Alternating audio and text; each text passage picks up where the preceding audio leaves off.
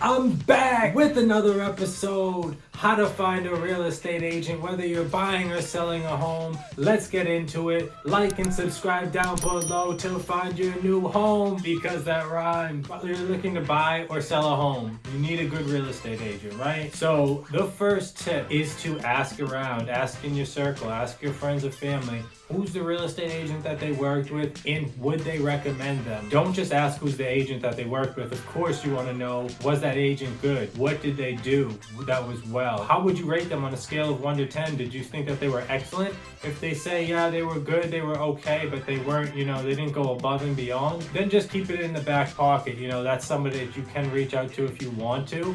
But, if there's nothing great about that agent, you probably don't want to reach out to that agent. There's agents a dime a dozen. There's a ton of them. You want to make sure that you get the one that works for you. I've worked with multiple agents and I know that it's a tough process, and not all of them are going to be putting in the effort that you ultimately want them to put in.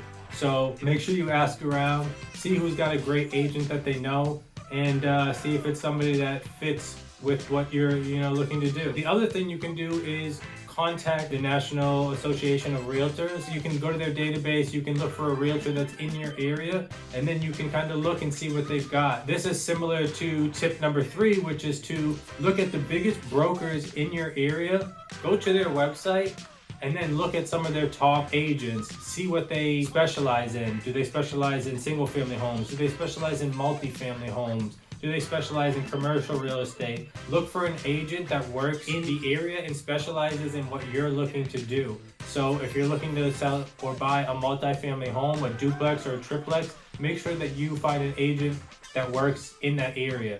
If you want to do short-term rentals, if you want to run an Airbnb or a VRBO, make sure you contact multiple agents and you figure out, what do they specialize? Is this what they specialize in? So go to the realtor's website, look at who they've got, go to their LinkedIn, and then maybe see if they've got a blog. Do they have a YouTube? Do they have a Twitter? Something that you can follow along to kind of see, just how passionate and how dedicated they are to real estate. This comes down to the 4th step. The 4th step is that you want to be very specific with your criteria. The worst thing that an agent wants, at least when you're buying a home, is to give the agent specific criteria, and then when they go out and they find that home, you're not ready to buy it. That's going to show the agent that you're not ready to buy, or you don't know what you're looking for, and they're going to be maybe not unwilling to help, but they're not going to prioritize you. They're not going to put you at the top of the list, to make sure that they're satisfying your needs if you're not ready to make the plunge or you don't know exactly what you want to do.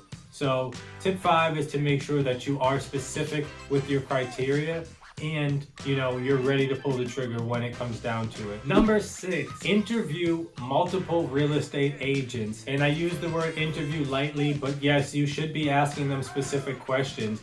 And make sure that you make a list of the questions that you want to ask them in the interview. For instance, one thing that you want to know is, how many homes have they sold? Or how many homes have they been a part of that they've worked with? Maybe they were the assistant on it, but you want to know how many homes they've sold. How many years have they been in business? If you're looking to buy a short-term rental, ask them, how many short-term rentals do you own? Or an investment property that might be long-term, mid-term rental, ask them, how many investment properties do you own? This is going to help you get somebody who's dedicated to it. You don't want somebody who just, clocks in 9 to 5, does their job. You want somebody who's really, in their free time, they're looking for investment properties in the area. They're working with other investors. You want to make sure that they know the area and they know what they're doing. So ask these questions in the interview. Ask multiple different agents. This will help you build a benchmark. You can say, okay, this guy knew it. This guy doesn't know it. You'll be able to figure out who is the right agent for you and exactly what you're looking for.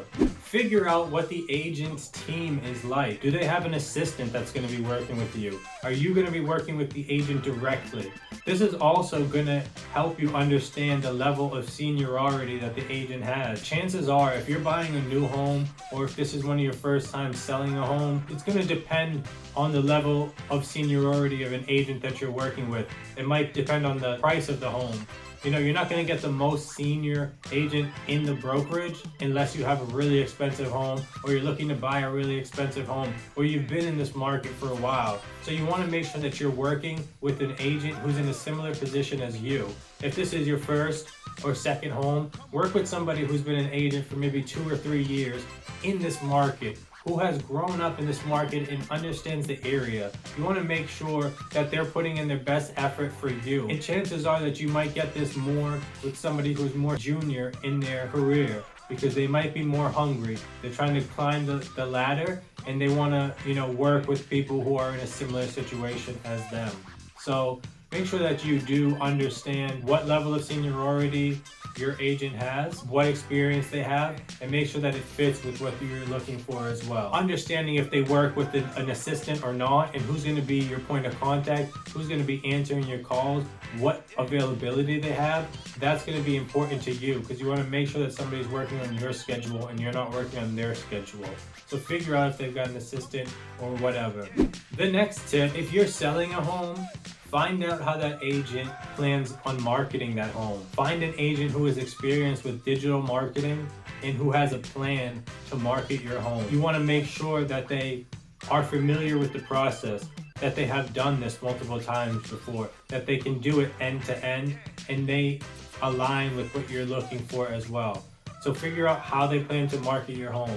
The next tip, figure out how they plan to negotiate offers. You want to make sure the price that you're looking for and what the agent thinks that you can get for this home are in line with each other. You want to make sure that you're on that same page with that agent. If the fair market value is lower than what you're looking for, speak to the agent about that. What can we do to get to this price point? Maybe staging the home, or maybe negotiating in a certain way. There are things that you can do, to move that by a few percentage points. So you want to work with your agent on that. You want to figure out how they plan to negotiate your house, what they think about it, and make sure that, they're not going to lowball you, in that they have the same interest in mind that you do. The last and final tip, what is this, 7, 8, 9, 10, I don't know. But the last tip is to enjoy the process and find an agent that you can work with. This could be a long journey. It could be 5-6 months. So you want to make sure that you get an agent who's not going to suck your mood. You want to have somebody who's going to be happy, who's going to bring joy to you. When you have to do those, maybe you have to do virtual FaceTimes, or when you have to go see them in person and do open houses. You want to make sure that this is somebody that you enjoy working with, and that you're enjoying the process along the way. If you've enjoyed these tips, be sure to like and subscribe down below, so that I know to create more content. It takes a lot of work, a lot of effort to create this content. So I really appreciate it when I see, that people are getting beneficial information, and that this is beneficial to them, and it's helpful for me to create more content. So I really appreciate it. Thank you for joining, and I'll see you next time.